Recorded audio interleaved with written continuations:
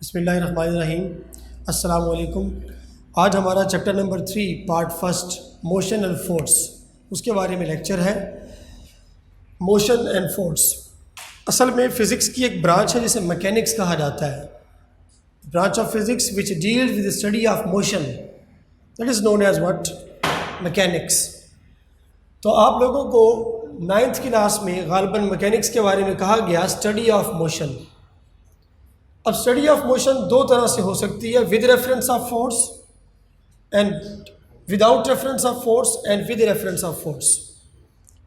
अगर हम बात करें काइनेमेटिक्स जो है उसे कहते हैं विदाउट रेफरेंस ऑफ फोर्स, और डायनामिक्स जो है ये विद रेफरेंस ऑफ फोर्स।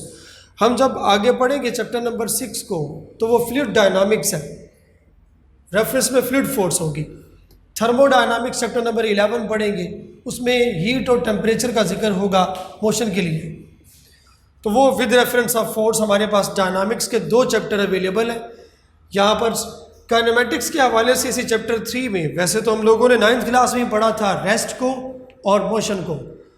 आपको याद होगा रेस्ट को आप लोगों ने डिफाइन किया था 9th क्लास में कि if an object does not change its position with respect to surrounding.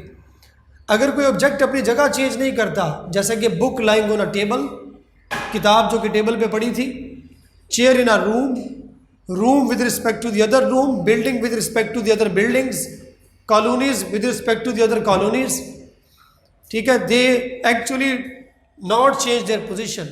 जब ये चेंज पोजिशन नहीं करते, चेंज इन पोजिशन नहीं होता, तो हम लोग कहते हैं कि ये रेस्ट पे है, स्टेट ऑफ रेस्ट। अब स्टेट ऑफ मोशन बेसिकली क्या है जो हम लोगों ने स्टडी करनी है, वो है कि object change its position with respect to surrounding. जैसे कि बर्ड्स फ्लाइंग बर्ड्स जो हैं वो अपनी पोजीशन हर लम्हा चेंज कर रहे होते हैं, और एरोप्लेन जो कि टेक ऑफ करके फ्लाई कर रहा है वो भी अपनी जगह क्या कर रहा है, change with respect to the surrounding.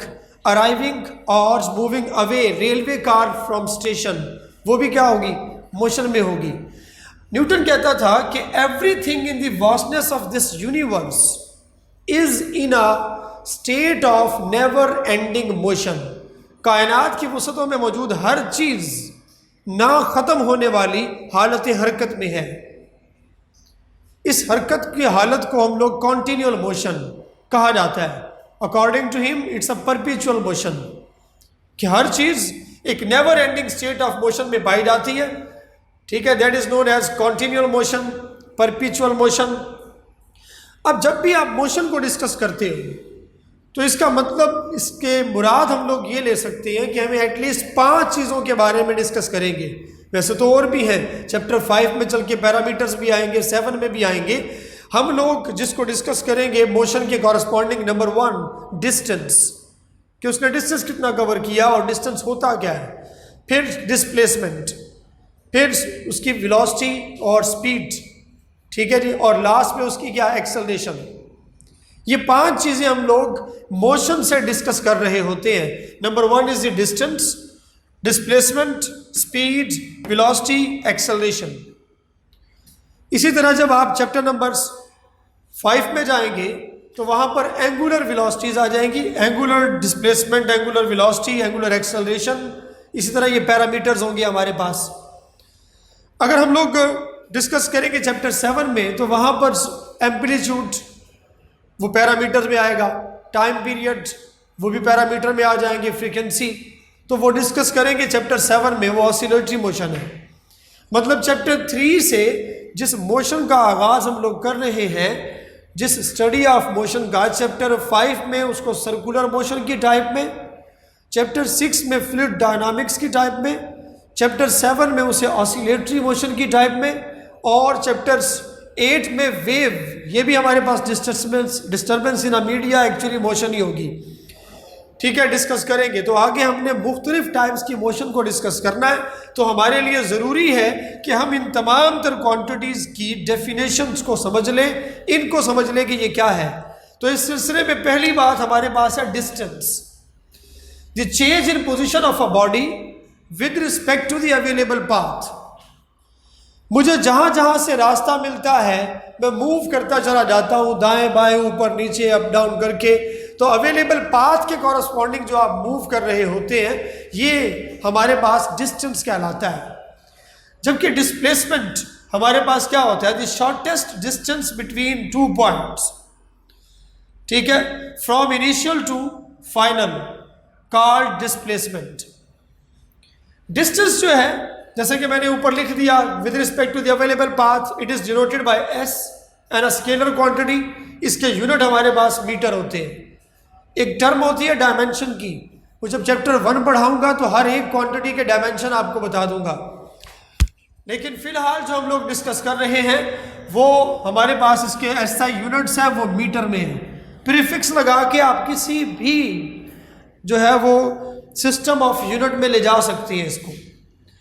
तो अभी फिलहाल डिस्प्लेसमेंट क्या होगा, the shortest distance between two positions from initial to final. ये हमने डायरेक्शन दे दी है इनिशियल से फाइनल की तरफ, तो ये एक डायरेक्शन क्वांटिटी है, ये वेक्टर क्वांटिटी कहलाएगी। ये डिनोटेड बाय डी, ऊपर वेक्टर की इलामत दे दी गई है। इसको डेल्टा आर से भी कहा जाता है कि change in position from initial to final. So अगर सपोज करें मेरे पास ये दो पॉइंट है एक्स वाई प्लेन के अंदर, ये एक्स एक्सिस है, ये वाई एक्सिस है, here we have a point P, इसका जो पोजीशन वेक्टर बनता है पी का that is actually R1 position vectors, जबकि Q point final point suppose करें तो इसका जो पोजीशन वेक्टर है it is here's R2। So अगर हम पॉइंट P से पॉइंट Q की तरफ जा रहे हैं और ये इस तरह का कोई कर्व रास्ता था, तो दिस पाथ, ये जो चेंजिंग पाथ आ रहा है that is actually distance available path. और अगर मैं डायरेक्ट आ जाता हूं from P to Q that is delta R. Magnitude of delta R is also distance, ये भी डिस्टेंस होगी, लेकिन इस डेल्टा आर को हम लोग डिस्प्लेसमेंट कहेंगे। Displacement, this delta R is actually the displacement from what, from initial to final. तो अब इस तरह आप गौर से देखें तो ये मेरे पास हुआ O से P R1 वेक्टर्स, P से Q delta R vectors, O से Q R2 वेक्टर्स। आप लोगों ने वेक्टर की हेड टू टेल रूल को पढ़ा होगा, वो हमारे पास क्या था, वो था first vector that is actually R1 plus, जरा देखिए यहां से R1 के हेड से हमने डेल्टा आर की टेल जोड़ रखी है plus delta R is equals to, तो फाइनल वेक्टर क्या आएगा, वो होगा resultant vectors which is from O to Q, O to Q। ये हमारे पास बन गया क्या, R2 vectors. So here is the R2 vectors. आप लोग कह सकते हैं क्या O से P R1 है, इसके हेड से डेल्टा आर यानी PQ वेक्टर की टेल जुड़ी हुई है, तो हेड टू टेल रूल हमने इसको ऐड किया, तो ये मेरे पास आ गया resultant which is from O to Q। तो मैंने लिख दिया first vector plus second vector is equal to resultant. अब मुझे तो चाहिए था delta R, because delta R is the displacement from P to Q, तो आप डेल्टा आर को यहीं रख लें और R1 को उस तरफ ले जाएं तो R2 माइनस R1 होगा, जो चीज यहां ऐड हो रही है वो वहां जाके क्या होगी, सब्ट्रैक्ट। इसका जो कंपोनेंट यहां पॉजिटिव होगा वो उधर जाके नेगेटिव हो जाएगा, और जो नेगेटिव होगा इसका कंपोनेंट वो उधर जाके क्या हो जाएगा, पॉजिटिव, मतलब इलामतें चेंज हो जाएंगी। सो आप इससे देखें तो ये मेरे पास आता है हियर, फाइनल पोजीशन को पहले लिखा है, इनिशियल को बाद में लिखा है। So the change in position of a body, R से मुराद position of a body from initial to final, from initial to final, initial बाद में फाइनल पहले है, दैट इज कॉल्ड डिस्प्लेसमेंट। इसे आप डिस्प्लेसमेंट कह सकते हैं। अगर आप इस डिस्प्लेसमेंट वेक्टर की मैग्नीट्यूड लें तो it will be what, the distance, because वो डायरेक्शन लेस हो सकती है, होगी, मैग्नीट्यूड में डायरेक्शन का जिक्र नहीं होता। तो ये हमारा आज का टॉपिक था डिस्प्लेसमेंट तक। तो नेक्स्ट टॉपिक हम लोग इसी तरह स्पीड और वेलोसिटी के हवाले से बातचीत करेंगे, वो नेक्स्ट इंशाल्लाह होगा। Thank you very much.